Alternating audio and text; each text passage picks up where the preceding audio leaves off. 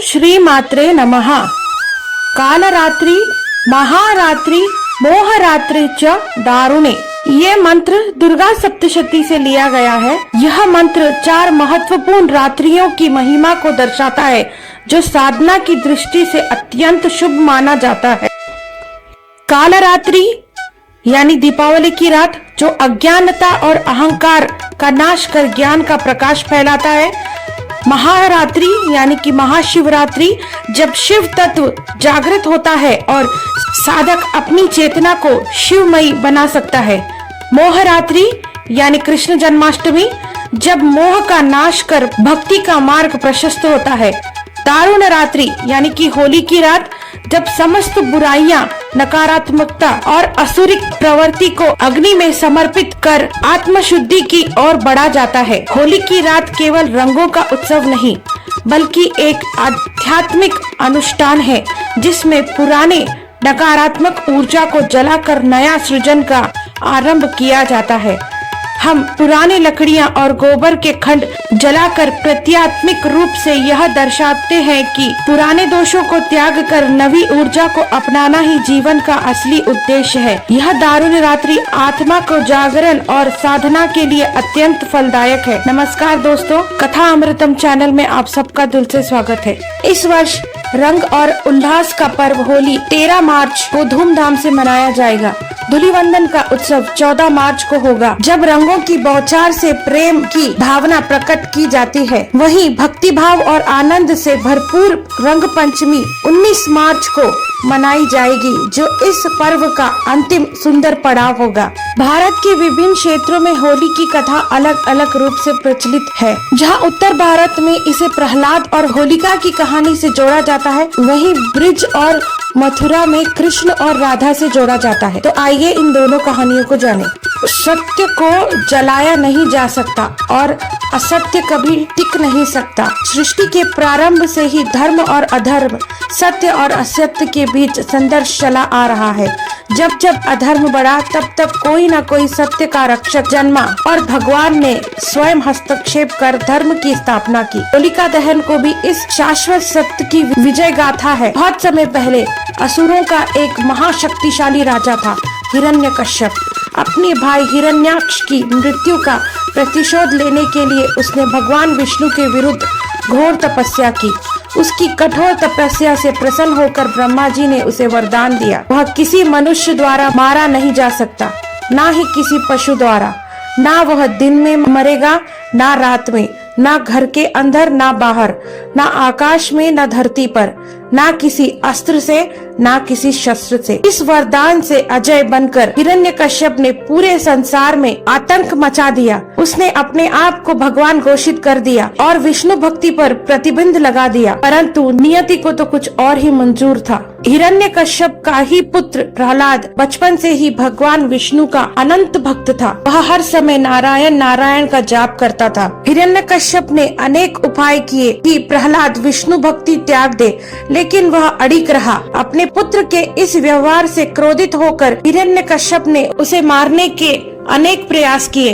हाथी के पैरों तले कुचलवाने की कोशिश, जहरीले सांप के गुफा में डलवाना, ऊंचे पर्वत से फिकवाना, विष पिलाने की योजना बनाना, लेकिन हर बार भगवान विष्णु ने किसी न किसी चमत्कार से प्रहलाद की रक्षा की। अन्यथा हिरण्यकश्यप ने अपनी बहन होलिका को बुलाया। होलिका को वरदान था कि अग्नि उसे जला नहीं सकती। उसने योजना बनाई कि वह प्रहलाद गोद में लेकर अग्नि में बैठेगी, जिससे प्रहलाद जलकर भस्म हो जाएगा और वह स्वयं सुरक्षित बाहर आ जाएगी। फाल्गुन पूर्णिमा की रात नगर के बीचों बीच विशाल अग्निकुंड प्रज्वलित की गई। होलिका ने प्रहलाद को अपनी गोद में बिठाया और अग्नि में प्रवेश कर गई। उपस्थित सभी लोग इस दृश्य को देखकर भयभीत हुए, लेकिन विधि को तो कुछ और ही स्वीकार था। जैसे ही होलिका अग्नि में बैठी, अचानक तेज आंधी चलने लगी। अग्नि की लपटें भयानक रूप से भड़कने लगी। होलिका की शक्ति निष्प्रभाव हो गई और वह स्वयं जलने लगी, जबकि प्रहलाद बिना किसी हानि के अग्नि से बाहर निकल आया। यह देखकर लोग आश्चर्यचकित रह गए। असत्य जल गया और सत्य की विजय हुई। इस कथा का उल्लेख विष्णु पुराण, भागवत पुराण और पद्म पुराण में मिलता है। हर वर्ष फाल्गुन पूर्णिमा की रात इस ऐतिहासिक विजय को होलिका दहन के रूप से मनाया जाता है। लकड़ियां गोबर के उपले से अग्नि प्रज्वलित की जाती है। इसका प्रतीकात्मक अर्थ है असत्य, अहंकार और नकारात्मकता का दहन। लोग अग्नि की परिक्रमा कर सुख, समृद्धि और रक्षा की प्रार्थना करते हैं। अगले दिन रंगों की होली खेली जाती है, जो प्रहलाद की विजय और आनंद का प्रतीक है। यह केवल एक रंगों का उत्सव नहीं, बल्कि एक आध्यात्मिक संदेश है। सत्य की राह पर चलने वालों को कितनी भी कठिनाइयां आए, अंततः विजय उसी की होती है। होली का सबसे पहला वर्णन गर्ग संहिता में मिलता है, जो ऋषि गर्ग द्वारा रचित एक पौराणिक ग्रंथ है। कथा के अनुसार मथुरा के राजा कंस को जब भविष्यवाणी हुई कि उसकी मृत्यु उसी की बहन देवकी के 8वें पुत्र के हाथों से होगी, तो उसने देवकी और वासुदेव को कारागार में डाल दिया। नियति के विधान को कौन टाल सकता है। भगवान श्री कृष्ण का जन्म हुआ और वह गोकुल में नंद और यशोदा के यहाँ पले बढ़े। गोकुल, वृंदावन, बरसाना, नंदगांव, यह सभी स्थूल श्री कृष्ण की बाल लीलाओं के साक्षी बने। उनकी बाल लीलाओं में से एक थी होली का उत्सव, जो आज भी ब्रिज में अद्भुत उल्लास के साथ मनाया जाता है। बाल कृष्ण जब थोड़े बड़े हुए तो उन्होंने एक दिन माता यशोदा से एक मासूम लेकिन गंभीर प्रश्न पूछा। माँ, मैं इतना सांवला क्यों हूँ और राधा इतनी गोरी क्यों है? यशोदा मैया अपने लला की भोली जिज्ञासा पर मुस्कुराती हुई और प्यार से समझाया, बेटा, रूप और रंग तो ईश्वर की देन है, लेकिन अगर तुझे राधा का रंग पसंद है तो जा अपने रंग से उसे रंग दे। बस फिर क्या था, कृष्ण ने रंग की पिचकारी ली और अपने सखाओं के साथ बरसाना की गलियों में पहुंच गए।